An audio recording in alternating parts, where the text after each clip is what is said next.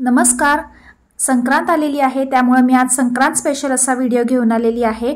मला जेवढी माहिती आहे तेवढी मी तुमच्यापर्यंत पोहोचवण्याचा नक्कीच प्रयत्न करणार आहे। तर यावर्षी संक्रांत जी आहे ती काळ्या वस्त्रावरती आहे, म्हणजे संक्रांती देवी जी आहे तिने काळे वस्त्र परिधान केलेले आहे। त्यामुळे यावर्षी संक्रांतीला तुम्ही काळे वस्त्र बिलकुल वापरायचं नाहीये, कोणता ड्रेस किंवा साडी वगैरे वापरायची नाहीये आणि कोणता कलर वापरायचा हे मी पुढे व्हिडिओत सांगणारच आहे। त्यामुळे व्हिडिओ स्किप न करता व्हिडिओ अगदी शेवटपर्यंत नक्की पहा।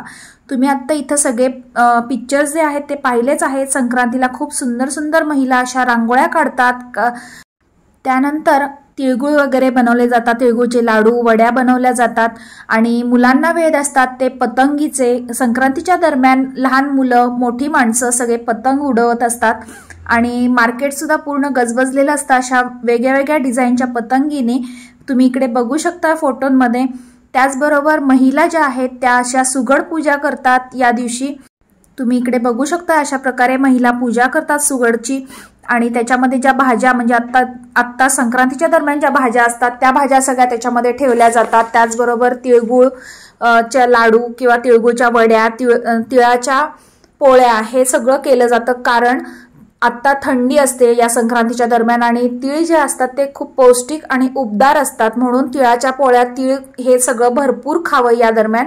आणि यावर्षी काळी साडी जी आहे किंवा काळा ड्रेस जो आहे तो नाही परिधान करायचा।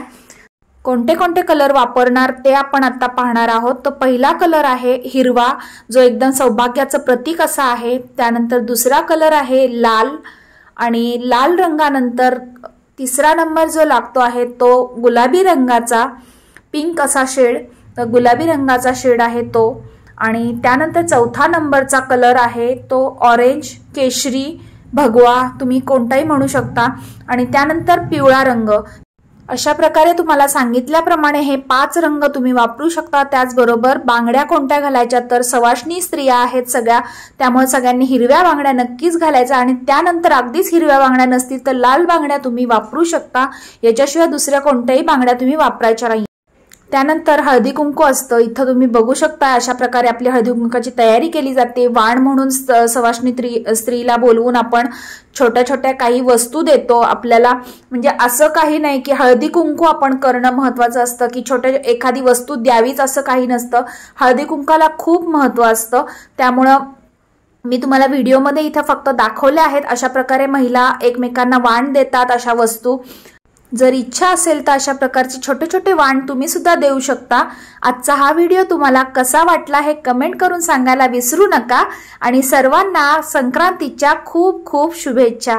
भेटूया पुढच्या व्हिडिओमध्ये, तोपर्यंत बाय।